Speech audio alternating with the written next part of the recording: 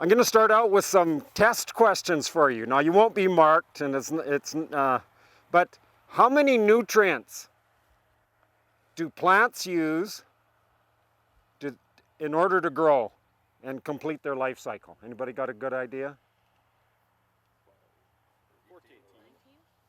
19? Somebody said 14? 14. As far as we know, yeah, as far as we know, there are 14 essential nutrients for plants.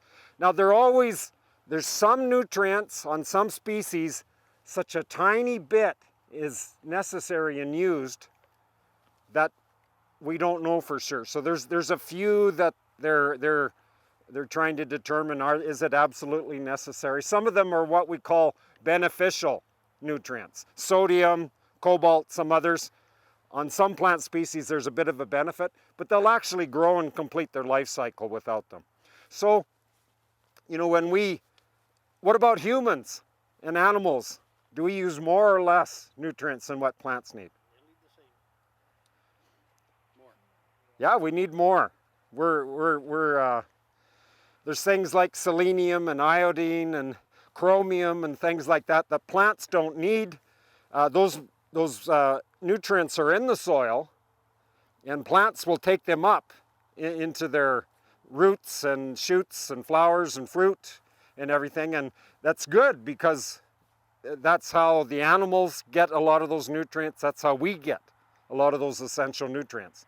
Now, so plants need 14 nutrients, and there's actually 3 others, carbon, hydrogen, and oxygen, that they get from the air and the water. But we call the 14 mineral nutrients. So what are the ones you hear about the most? The first 3 numbers on an analysis. Yeah, nitrogen, phosphorus, potassium. If they have a 4th number, it's assumed, if it doesn't say, it's sulfur. But everything else, if they list it on a fertilizer, then they'll tell you what it is. Like if zinc, they'll put a ZN and whatever percentage, 1 or 0.5, whatever it is. So many of you are much younger than me, and that's good. But my grandfather came to Alberta when he was 15 years old, lived with his uncle's family for a while, and then he homesteaded. In the late 1800s, I think it was about 1898 or something, he got his homestead. And he didn't even know what fertilizer was. He couldn't buy fertilizer. There was no co-op or crop production services that he could go to and buy a bag of fertilizer.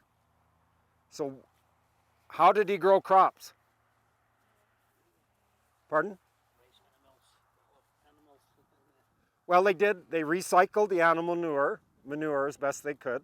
Of course, the horses were the power source on the farm, and then they had cattle and whatever other livestock they had. But the reality was the soils here had a pretty good store of natural nutrients. What we're standing on right now, does somebody want to venture how old the soil is? We could carbon date the soil and figure out fairly accurately how many years the soils have been forming here. Anybody got an idea? Since the last ice age, which was about what for here? What do you think? 10,000? Before my time. 10,000? Well, 10,000. Probably if we went up to the Milk River Ridge, south of here, the soils can be about between 9 and 10,000. Probably here they're slightly younger. Because which way did the ice come from and did it go? It came from the northeast, the big main ice sheets, and it went back the opposite direction. So as you go northeast, actually the soils are slightly younger. And depending on when the ice melted and when the plants started growing. So there was glacial deposits here. This was actually, for a time, was a glacial lake. A temporary, as the ice was there, it blocked the natural drainage through the Old Man River Basin into the South Saskatchewan Basin. That was all blocked. So you had water sitting here. A lot of the water here used to go down Pekauki Creek, down into the Milk River, into the Missouri, and headed down to the Mississippi. And but as the the land's lower that way. We're at higher altitude. So, but as the ice left, then the water started shifting and going towards the northeast. So anyways, what I'm getting at, these soils started forming about 9,500 years ago. And our soils are very young. If you go to Australia, actually I have to go there in September. It's too bad, somebody has to go. But they have soils that are estimated like 1 million years old. There hasn't been glaciers in Australia for a long time. And so when they first plowed this land, it had been grassland for thousands of years, and there was pretty good store of nutrients. Now, where did the nutrients come from? Did somebody truck them here or something? Well, the glacier did actually, but where did they originate from? Well, wouldn't it be litter from years of grass growing and dying?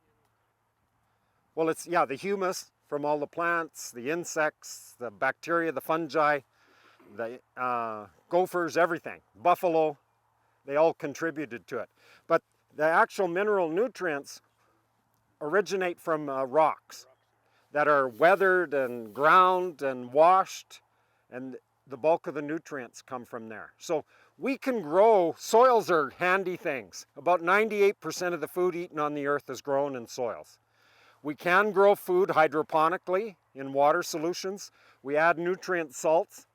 We had some neighbors in Calgary that were entrepreneurs, and they were growing a crop in their basement till the police came. And but generally speaking, soils are downright handy. If we had to supply all the nutrients every year like you do in a hydroponic system, it would be extremely expensive to grow our crops. So a lot of those 14 nutrients are supplied very well from our soils. For example, if somebody offers you a job as an iron fertilizer salesman and you're going to live off commission, don't take the job. You're going to be awfully hungry. Because our soils naturally have a lot of available iron. There are times when we may get a response, really good growth, a foliar iron application, we may get a mild response to that. So initially like my grandfather and the others, the homesteaders, they were growing crops. They grew some very good crops in the early years. They had about 15, 20 years, some really good crops, good rains, nice crops. And then they noticed that their crop yield started to go down, even in the years of good moisture. And there was one nutrient that started to become limiting first. Anybody got an idea what it was? Of those 14. Yeah, it was nitrogen, the one that we tend to add every year, except on legume crops. And they soon figured out, they had livestock, they grew forages, that if they grew something like sweet clover, a legume, plowed it under in green manure, then the next year the crops were back up yielding really well. So nitrogen is the first one. Then the next one we started noticing was phosphorus deficiencies. And it's no wonder that about 80% of our fertilizer sales are nitrogen and phosphorus. Okay, it's just the way our soils are. And so it wasn't till after the Second World War actually that commercial fertilizers started to become available. And the nitrogen plants, a lot of those were explosive plants that were converted over to fertilizer after the war. So for good or bad, sometimes there's benefits in technology from warfare. So where was the first synthetic nitrogen produced? Yes? Germany, the Haber-Bosch process. Almost. You're close. Go a little bit north of there. Those of you can schnacka Norsk. Norway. It was in Norway. And what they used, it was the Norsk Hydro Company. And they had a scientist that figured out a way to use electricity to get hydrogen. So where did the hydrogen come from? They used electricity and something, and they got hydrogen. Water. They use electrolysis. You put enough energy into water, you can split the hydrogen off the oxygen, and if you have a way to collect the hydrogen, then you get hydrogen. But to make ammonia or anhydrous ammonia, what else do you need besides hydrogen? Nitrogen. So where did the nitrogen come from? Yeah, what you're breathing right now is 78% nitrogen gas. It's a great gas. We can breathe it in and out. It's rather inert. But the only time you have problems is when you're diving and you come up too soon. You get nitrogen bubbles in your bloodstream. Now, I don't do scuba diving. I've snorkeled some. But so basically what they do, they get hydrogen, and under pressure with a catalyst and everything, they combine hydrogen with the air and they end up with ammonia. And then you take ammonia and you can start reacting it with other things to make other fertilizer products. If you take ammonia, and I'm not a chemical engineer, but if you react it with carbon dioxide and so forth, you can make urea, which is, it's hiding here somewhere. You can make urea. And if you take the anhydrous ammonia and you react it with phosphoric acid, you can make ammonium phosphate. So these are our two most used fertilizer in Western Canada right here. And you can react ammonia with sulfuric acid and you can make ammonium sulfate. And so ammonia is actually the building block. And you said Germany. So the Norwegians first figured out using electricity. Then there was some German chemist, a Dr. Haber and a Dr. Bosch. They figured out, Haber did it first and then Bosch, I think they refined the process. So they used natural gas or methane. And we have quite a bit of nitrogen production here in Canada. If you go up to Carsland near Calgary, Agrium has a big nitrogen plant there. So what they do is they take natural gas, they use it as the energy source and also as the feedstock. So they use natural gas to heat up the process. They heat up natural gas to an extremely high temperature. They break the carbon-hydrogen bond, collect the hydrogen, and then react it, as we mentioned earlier. So we started using the first fertilizer that became commercially available here was, it was called Elephant brand fertilizer. The farmers bought it in bags. Does anybody know what the analysis was? You're too young. Pardon? Close. That was the second one. The first one was 1148.0, which is the predecessor to 1152.0. Now, part of the reason it was 1148.0, it had about 5 to 6% sulfur in it. So it was actually 1148.05, something like that.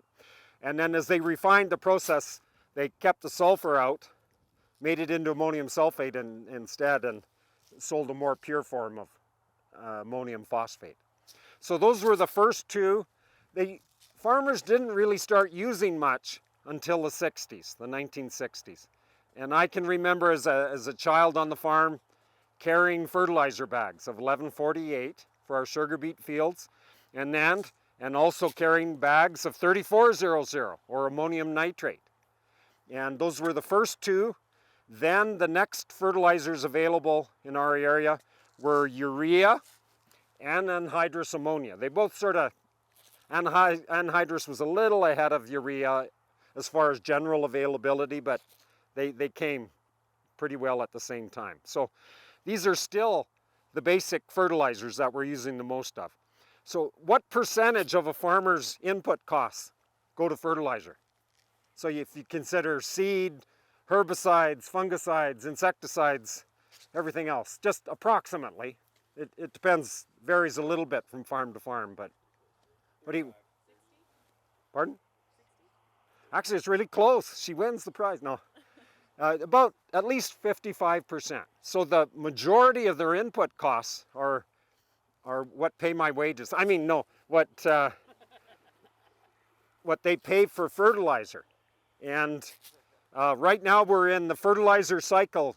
It goes up and down. It follows grain prices to a large degree. So grain prices, wheat are a little bit lower, corn's lower, fertilizer prices are lower. In a few years, corn prices will go up and fertilizer prices will go up. And it follows that cycle. Yes? Obviously not tied to the feed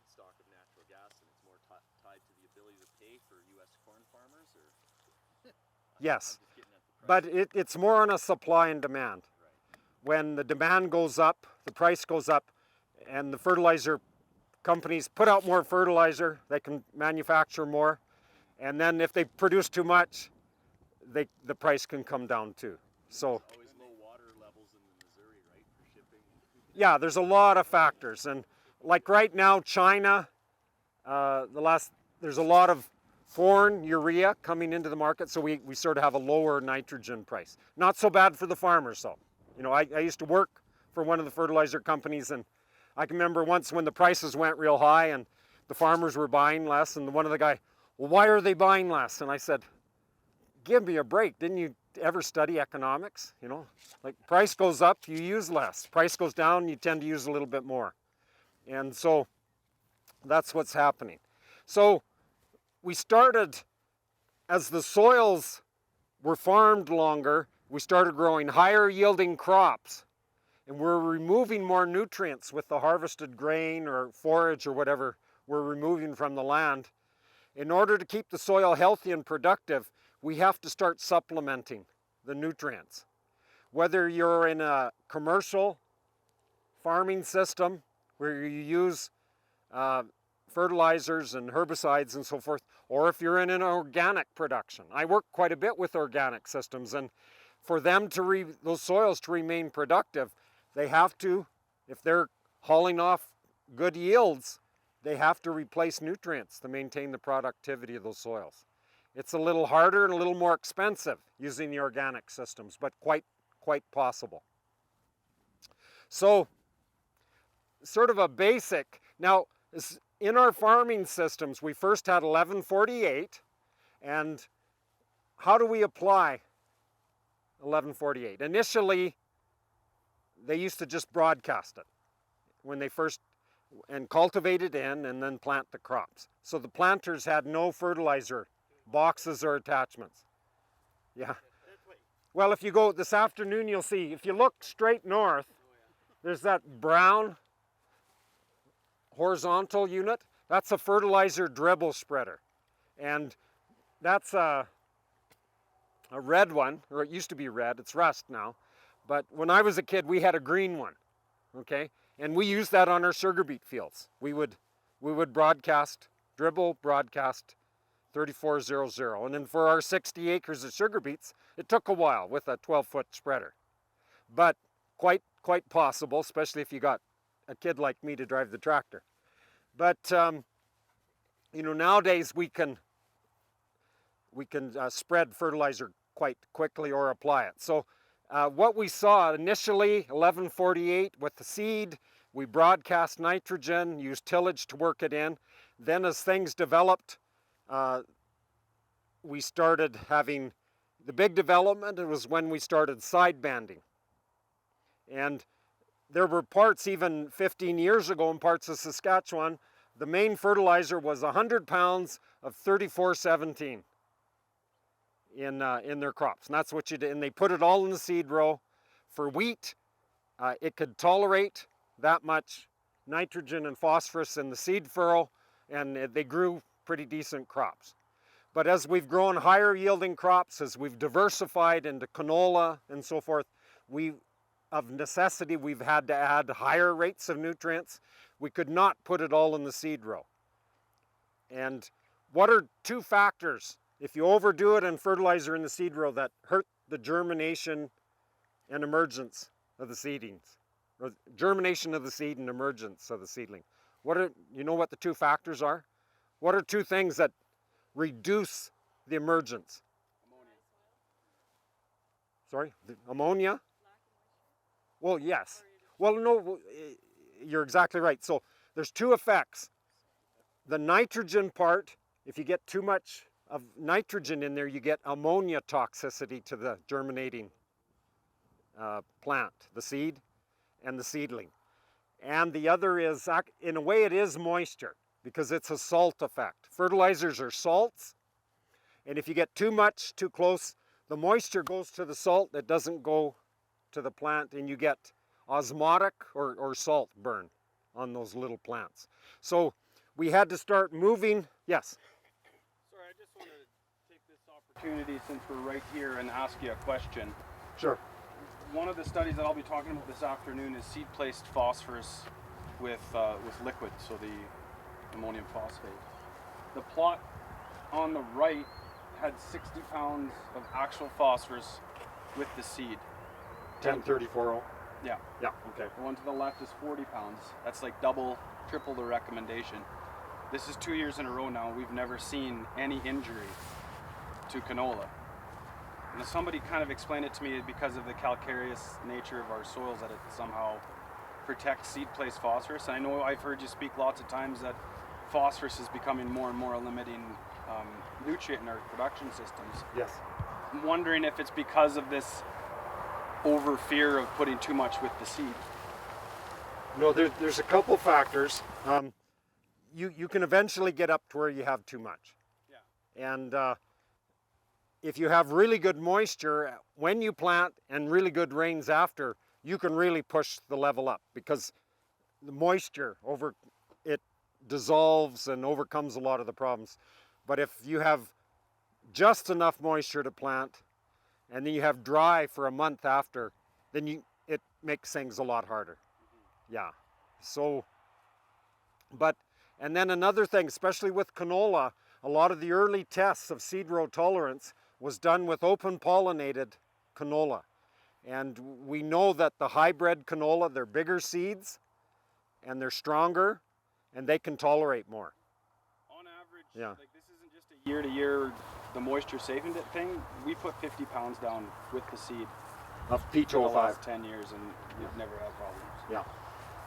Your soil type will have an effect. This is a silty clay loam soil. You can put more on these soils than you could on a sandy loam soil. Is that actual? That's actual. Yeah. What was the number? 1152. No, well in this, yeah, we use 1152 for the most part, but in this trial, it's liquid, the 1034. Oh, okay. We've done, in fact, we have a study here with canola and lentils Yeah. with Simplot somewhere here. And we're looking at seed row tolerance on those. We've done it on wheat. Wheat and barley, very tolerant. Your pocketbook will stop you before you get ammonia toxicity and salt effects. Can I have a follow-up question too? Sure. You certainly. mentioned back in the days in the 60s when you guys were spreading with the fertilizer spreader and tilling in the phosphorus, and that's probably helping it move a little bit deeper into the root zone.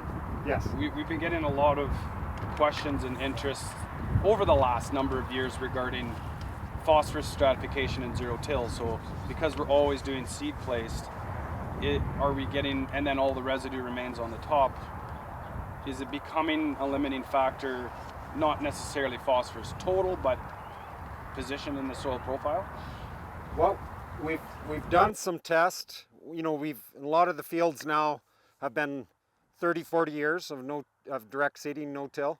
And after about 15, 20 years, there was a lot of work done. Are we worried about stratification? Because phosphorus moves very slowly in the soil.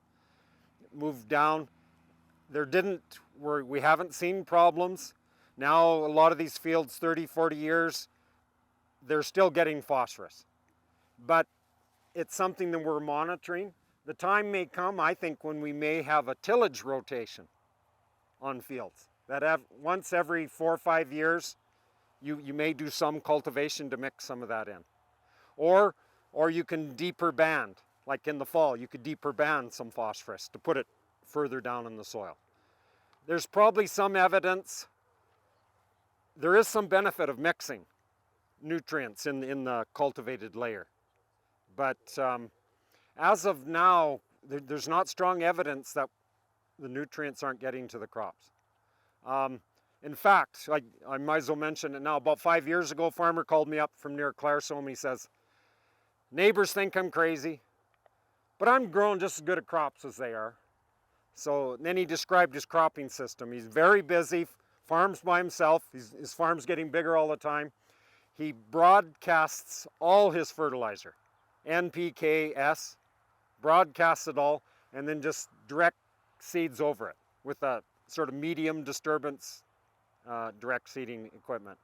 And He's not cheap on his rates. When he gets new land, he soil tests and he actually tries to build up the phosphorus levels. And so as of yet, he's doing reasonably well. But there are some factors coming when we put all the fertilizer on the surface. Let's say we're broadcasting and planting over it,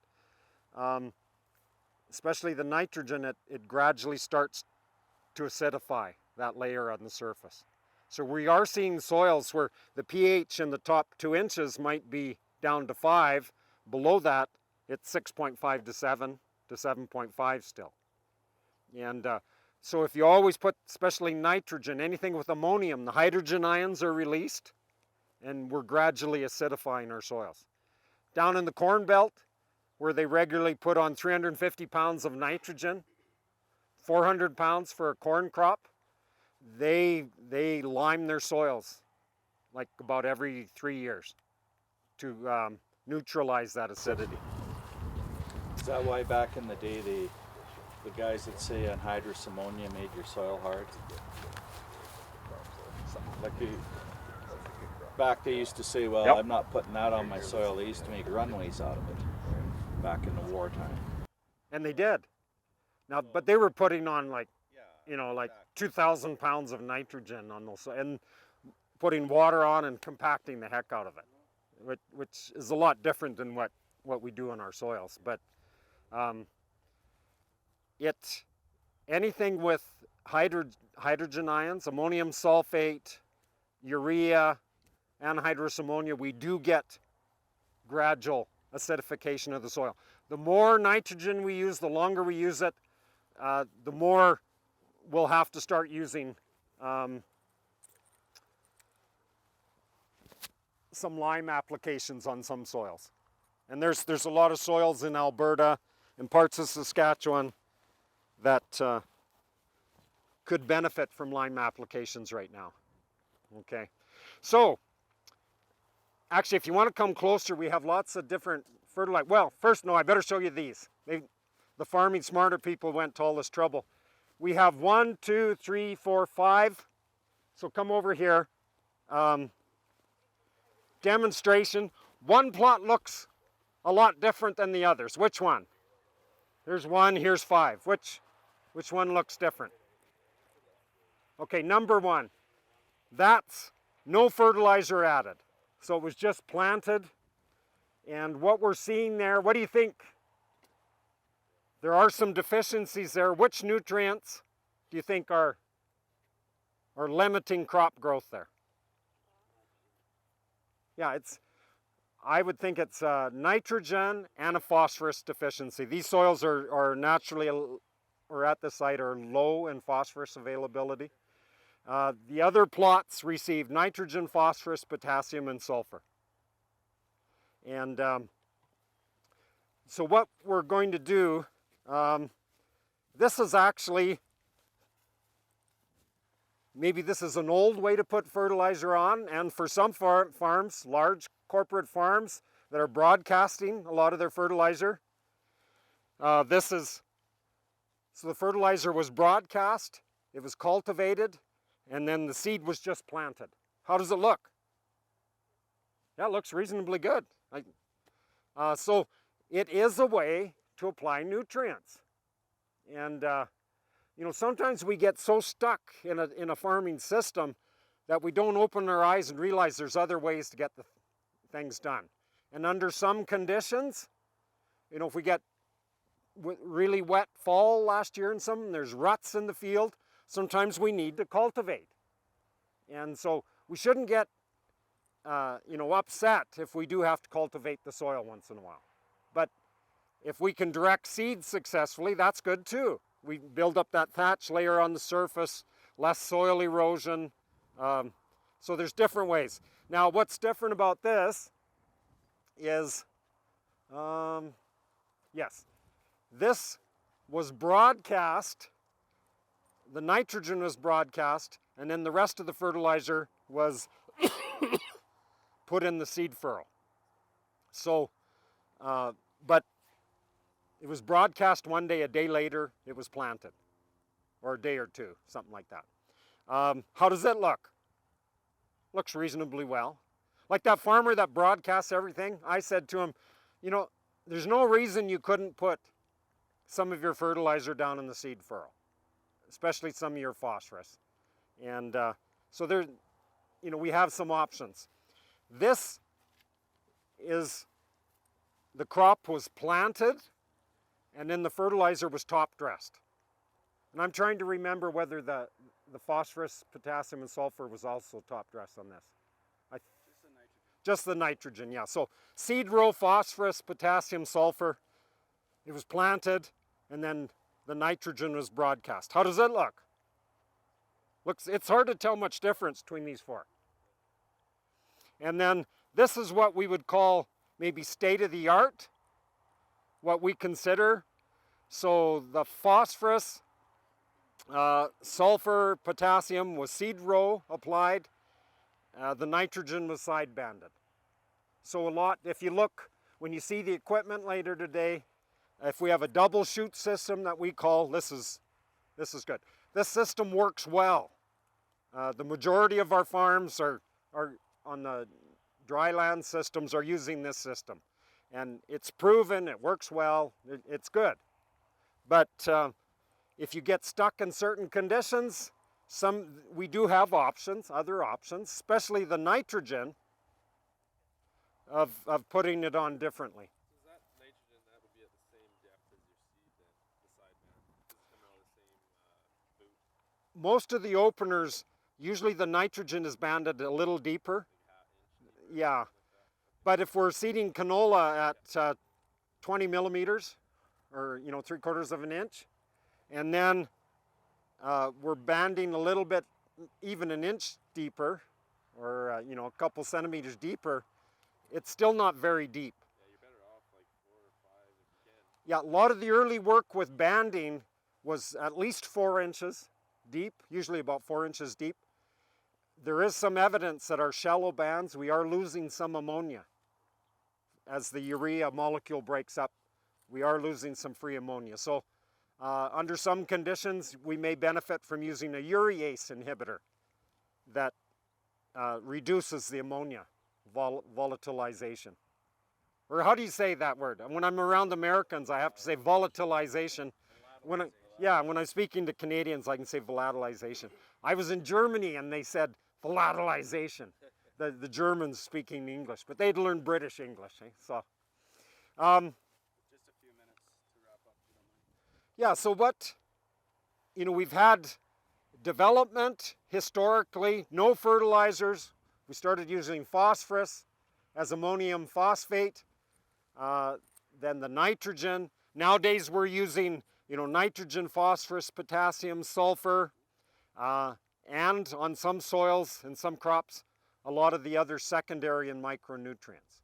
In Western Canada, the ones we see the most are the micros, zinc, copper, depending on the area and the soils, some manganese, under some conditions boron. But not much iron. I've got a study out this year on magnesium, on a soil that's been heavily manured. Lots of available potassium. We find on tissue testing, we're noticed low magnesium. Even though the soil has quite a bit of magnesium, we're trying some foliar magnesium to see if we can improve the crop some. Now with that, if you have any other questions, that's probably important for us to finish off on.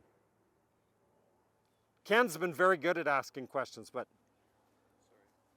no, those are excellent questions. So, anybody, any other burning questions? If I don't know, I'll tell you, but I might be able to tell you where to go to get an answer. Sorry. Potassium, like here, like tissue tests, or you find them short lots.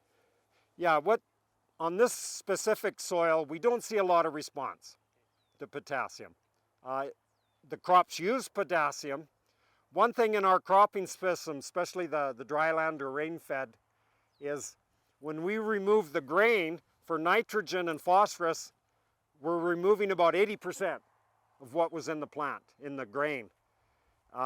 and 20% in the residues is recycled, the nitrogen and the phosphorus. Potassium, it's the other way.